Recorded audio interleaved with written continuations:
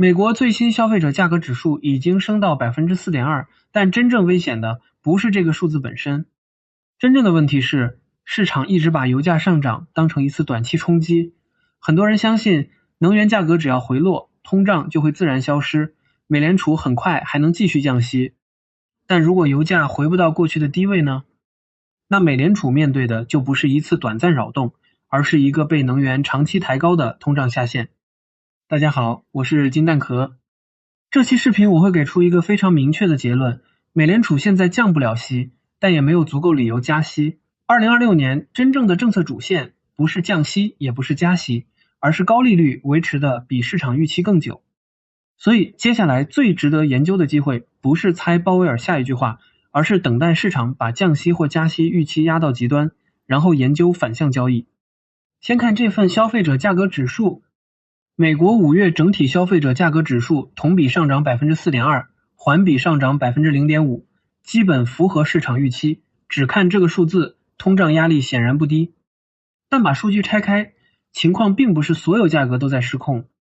剔除食品和能源后的核心消费者价格指数，同比上涨 2.9%， 环比只上涨 0.2%， 甚至比市场担心的更温和。这说明当前通胀有一个非常重要的特征，整体通胀很高，但核心价格暂时没有同步爆发。推动整体消费者价格指数上升的主要力量是能源。5月能源价格环比上涨 3.9%， 贡献了当月整体消费者价格指数涨幅的60%以上。所以现在不能简单的说美国已经进入全面通胀失控，更准确的说法是美国正在经历一次能源主导的通胀冲击，而市场真正需要回答的问题是这次能源冲击究竟会持续多久。这也是本期最关键的分岔口。如果油价只是短期冲高，很快回落，那么整体消费者价格指数会自然降温，核心通胀目前并不算失控，美联储完全可以继续观察，甚至在经济走弱后恢复降息。但如果油价长期维持在高位，事情就完全不同了。能源不是消费者价格指数里一个孤立的数字，它会沿着整条经济链条向外扩散。第一条链是运输，燃油成本上升会推高公路运输、海运和航空成本。企业一开始可能自己承担，但如果高油价持续几个月，成本最终会进入商品和服务价格。第二条链是工业和农业，石油既是能源，也是化工、塑料、包装和大量工业品的原材料。农业机械、化肥生产和农产品运输同样依赖能源，油价高位越久，企业越难把它当成一次性费用。第三条链是通胀预期，消费者每天都能看到汽油价格、能源价格持续上涨，会比很多统计指标更直接地改变居民对未来物价的判断。企业看到消费者接受更高价格，也会更愿意调价。所以短期油价冲击和长期高油价的区别，不只是持续时间不同。短期冲击改变的是一个月的消费者价格指数，长期高油价改变的是整个经济的定价习惯。这就是为什么我认为市场现在最容易犯的错误是看到核心消费者价格指数环比只有 0.2%， 就认定能源通胀完全不重要。核心数据确实告诉我们，二次通胀还没有全面形成，但它并没有告诉我们未来一定不会形成。真正需要观察的是，能源价格能不能在接下来几个月迅速回落。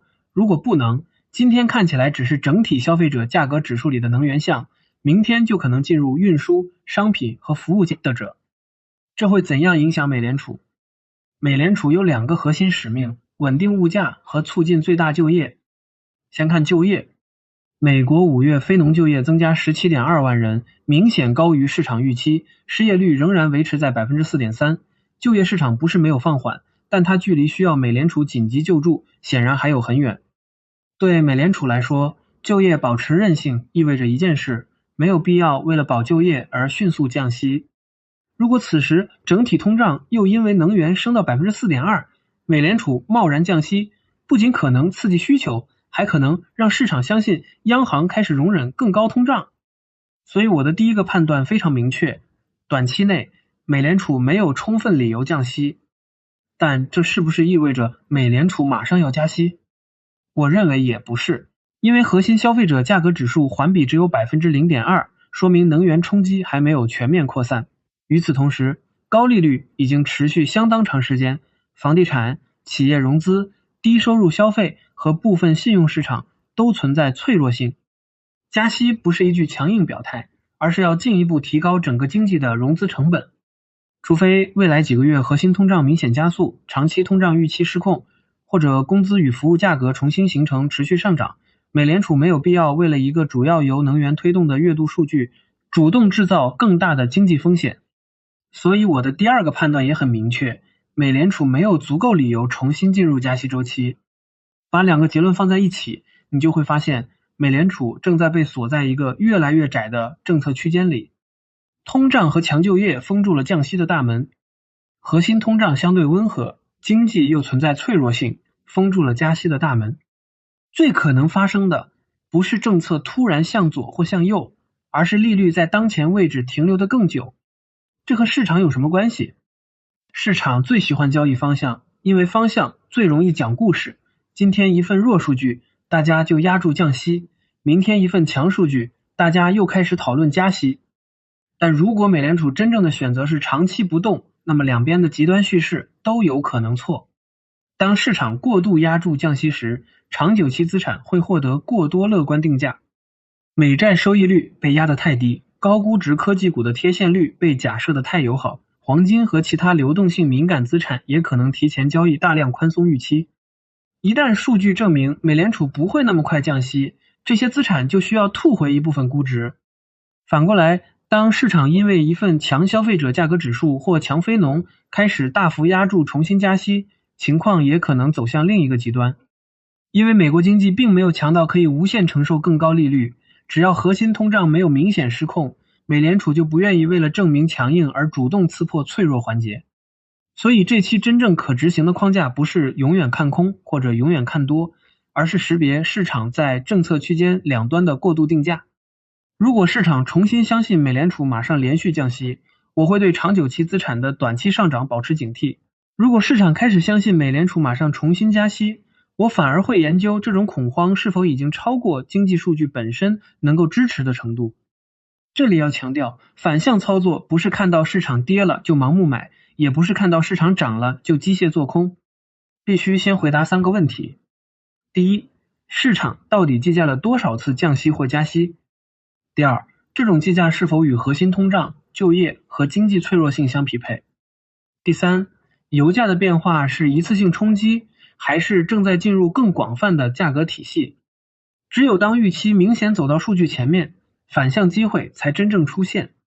接下来我会重点看5个指标。第一，原油价格。油价能不能迅速回落，是本期判断最重要的前提。第二，核心消费者价格指数和核心个人消费支出价格指数，只要核心价格仍然温和，美联储加息的门槛就很高。第三，1年期和5年期通胀预期，如果长期预期开始失控，能源冲击就可能从价格问题升级为信任问题。第四，失业率、初请失业金和职位空缺，如果就业突然恶化，美联储仍然可能被迫重新考虑降息。第五，2年期美债收益率和市场隐含的政策概率，它们最直接地告诉我们市场是否已经把某一种政策方向压得太满。风险也要说清楚。如果油价继续大幅上涨，核心商品和服务价格同步加速，长期通胀预期明显脱锚，那么美联储确实可能被迫加息，到那时长期不动的判断就会被证伪。反过来，如果油价迅速回落，就业明显转弱，核心通胀继续下降，那么降息窗口也会重新打开。但在这些证据出现以前，我的结论不会摇摆。美联储现在降不了，也没有必要加。市场反复交易，政策大转向，但真正更可能发生的是高利率在原地停留更久。2026年最容易赚钱的时刻，不一定是猜对了下一次利率决定，而是市场把降息或加息压到极端时，你仍然记得美联储其实被困在中间。这里是金蛋壳，我们下一期继续聊市场里最值得深挖的变化。